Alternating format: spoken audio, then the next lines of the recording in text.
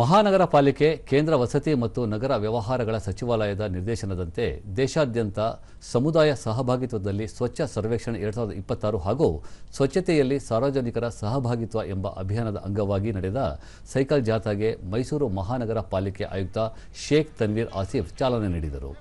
ನೂರಾರು ಮಂದಿ ಸೈಕಲ್ ಜಾಥಾದಲ್ಲಿ ಭಾಗವಹಿಸಿ ರಾಜಬೀದಿಗಳಲ್ಲಿ ಸಂಚರಿಸಿ ಸ್ವಚ್ಛತೆ ಬಗ್ಗೆ ಅರಿವು ಮೂಡಿಸಿದರು.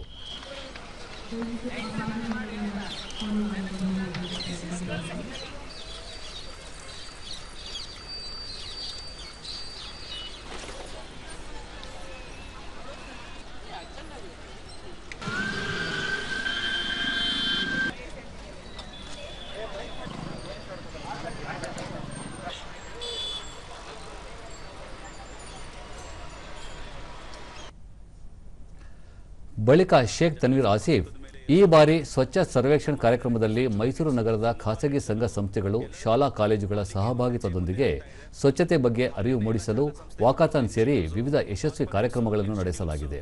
ನಗರವನ್ನು ಸ್ವಚ್ಛವಾಗಿರಿಸಿಕೊಳ್ಳುವಲ್ಲಿ ಜನರ ಸಹಭಾಗಿತ್ವ ಅತ್ಯಗತ್ಯ ಎಂದರು.